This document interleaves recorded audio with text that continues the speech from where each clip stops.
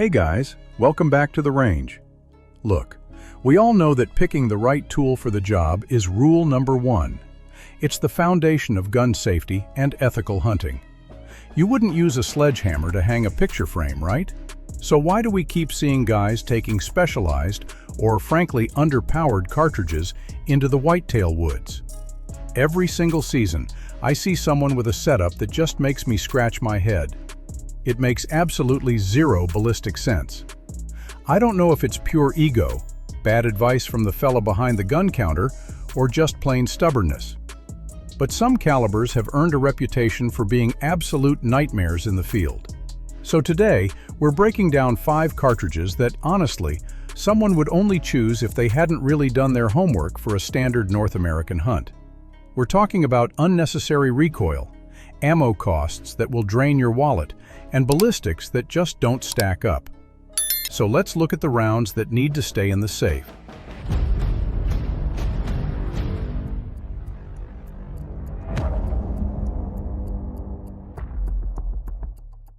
Alright, coming in at number 5 is a round that's legendary in the safari world. But for your average deer camp, it's completely ridiculous. We're talking about the .458 Winchester Magnum. Now, don't get me wrong, if you're staring down a charging Cape buffalo in the scrub brush of Zimbabwe, this is the medicine you want, no question. But for hunting elk in Colorado, it's basically a shoulder-fired artillery cannon. This cartridge is pushing muzzle energies over 5,000 foot-pounds. For most shooters, that level of recoil isn't just uncomfortable, it creates a massive flinch.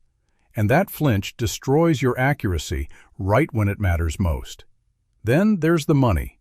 You're looking at premium factory loads costing you between $5 and $10 every single time you pull the trigger. That makes practice financially painful, and that means most guys won't train enough with it to actually handle that recoil. And the rifles themselves? A rifle in .458 usually weighs a hefty 9 to 11 pounds just to help soak up some of that kick. Let me tell you, lugging an 11-pound rifle up a mountain turns a fun hunt into a miserable march real quick. Ballistically, it's like throwing a brick. It has a rainbow trajectory that really limits your effective range to about 200 yards. It is simply overkill for anything walking around North America. So unless you're booking a flight to Africa for dangerous game, leave the .458 at home. At number 4, we've got a cartridge that's fading into the history books. And for good reason, the 6mm Remington. Back in its day, this was sold as a dual-purpose round for both varmints and deer. But in the modern world, it's having a serious identity crisis. The biggest issue here is the twist rate and bullet limitations. It was designed for light bullets, anywhere from 55 to 100 grains. And while that's lightning fast for prairie dogs, those bullets just don't have the sectional density or the mass you need to ethically take down a big mule deer or an elk. Muzzle velocity starts out looking great, around 3,100 feet per second. But because those bullets are so light, they lose energy fast past 300 yards. And wind drift? It's a nightmare compared to modern high BC bullets. Speaking of modern options, the 6.5 Creedmoor has effectively buried the 6mm Remington. The Creedmoor does everything the 6mm was supposed to do, but better, with less wind drift and way better terminal performance. And good luck finding ammo. Finding 6mm Remington is like a needle in a haystack search. Most big box stores stopped carrying it years ago. When you do find it, you're paying a premium for old tech. It's a relic. It gives you inconsistent penetration on medium game and has zero advantage over modern cartridges. There's just no practical reason to carry one today. Alright, number 3 is a lever-action classic, and this one breaks my heart a little. But facts are facts. The 444 Marlin. I know the lever gun purists out there love this thing, but from a purely practical hunting standpoint, it is riddled with flaws. This cartridge was made to be a brush buster, throwing huge 2.40 to 300 grain bullets. Right at the muzzle, it hits hard, with about 3,000 foot-pounds of energy. But the second that bullet leaves the barrel, it starts dropping like a stone. Beyond 150 yards, that trajectory is so steep that if your range estimation is off by just a few yards, you're going to miss clean, or worse, you're going to wound an animal. The recoil is another thing. It's sharp and stout. It catches a lot of shooters off guard, especially if they're used to milder lever gun rounds like a .30-30. But the real nail in the coffin is just getting ammo for it. The major manufacturers rarely do a run of 444. You're often stuck paying a lot for boutique ammo makers just to feed the thing. The rifles are reliable, sure, but they're also heavy, usually over 8 pounds. When you compare it to the 45-70 Government, which has way better ammo availability and modern loads that can handle anything from deer to a grizzly bear, the 444 just doesn't make a lot of sense anymore. It's loud, it limits your range, and it's a pain to find ammo for. It's a niche round that's been outclassed. Coming in hot at number 2 is the definition of too much of a good thing, the .300 Remington Ultra Magnum, or RUM.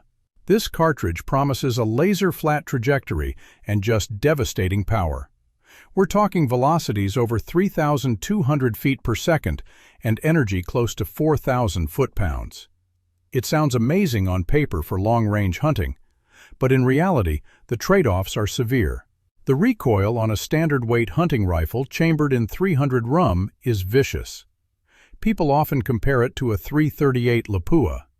That level of punishment causes a heavy flinch, and that completely wipes out the accuracy potential of the round. Then you have to think about barrel life. This thing is what we call a barrel burner. The throat erosion from that much hot-burning powder destroys your rifling way faster than standard magnums. Your expensive precision rifle is going to lose its accuracy much sooner than you'd think. And the ammo cost. It's astronomical. You're paying $3 to $7 a shot. That's a car payment's worth of ammo just to get your scope zeroed and run a few practice drills. For any game in North America, it is complete overkill.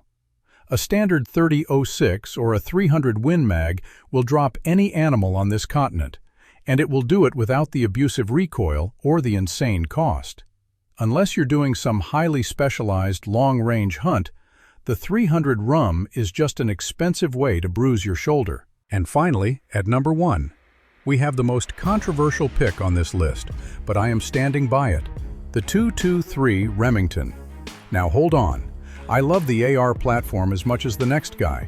For tactical use, for home defense, for varmint control, the .223 is king, but for deer-sized game it is a poor choice. We're talking about a very light projectile, usually between 55 and 77 grains. It generates around 1,200 foot-pounds of energy, which is the bare minimum, the absolute floor, for an ethical kill on a whitetail. The margin for error is razor thin.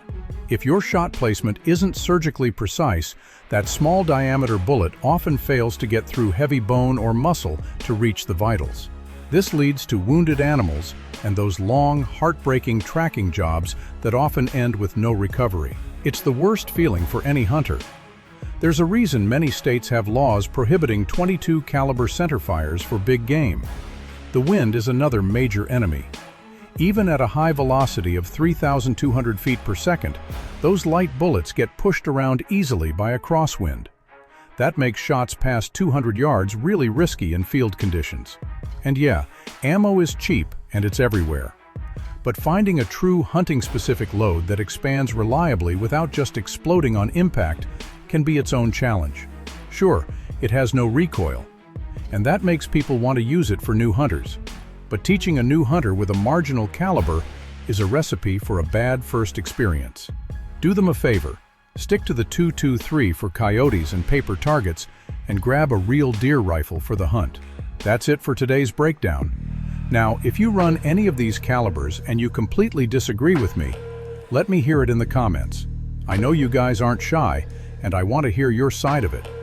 Make sure you smash that like button, subscribe to the channel, and hit that notification bell so you don't miss our next video.